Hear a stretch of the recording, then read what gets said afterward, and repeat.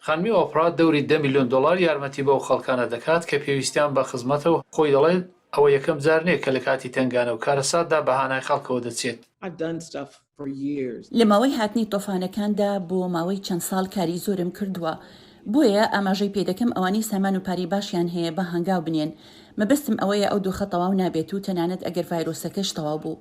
خەڵقانێکی زۆر بێ دەرامەتن کە نەیانتوانیوە بۆ چەندمان کار بکەن.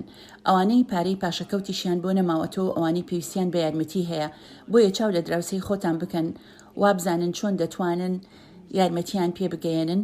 ئەمە کارێکی سەرکیە. ئۆپرا دەڵێت هەنگاوی یەکەمی دەستپێکردنی میلیۆنها دلار بە خەڵک بەو کەسانە دەستی پێکرد کە لە خۆی نزیک بوون و ئەوانی دەناسی کە دۆخەکەیان چۆنە.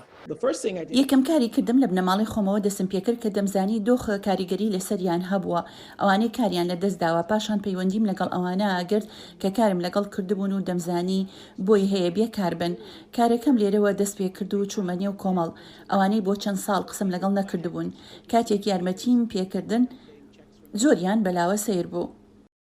پێشاتنێو ڤایرۆسە هەڵبەت کەسانێکی زۆر هەبوون پێویستیان بە یارمەتی ئەبوو.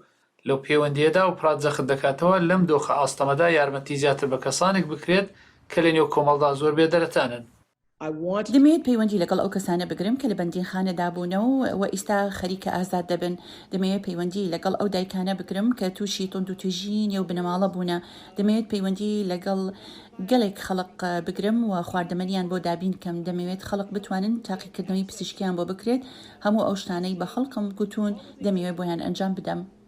هەر بۆیە ئەو دەڵێت لە ماوەی بڵاوبوونەوەی ئەو ڤایرۆسەدا بە پێ ئەو ئەزموونێکەیەتی هەموو کەس وەک یەک تووشی ئازار نەبوونە.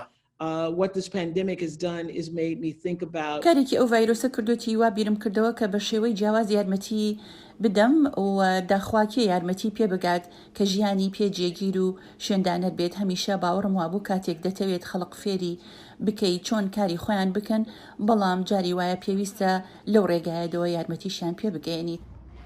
لە شاری ناشڤیلی تەنێسی شوێنێک کە ئۆپرا لەگەڵ بنەماڵەکەی ژیا و دەستی بەکاری میدیایی کرد 2 میلیۆن دلاری بە ناوەندێک بەخشیوە کە بە هاوکاری کلیسا و زانکۆی ئایالەتی تەنێسی پلانیان هەیە خواردەمەنی بۆ 10,000 بنەماڵی هەژار لە نێو دەرەوەی شاردا دابین بکەن.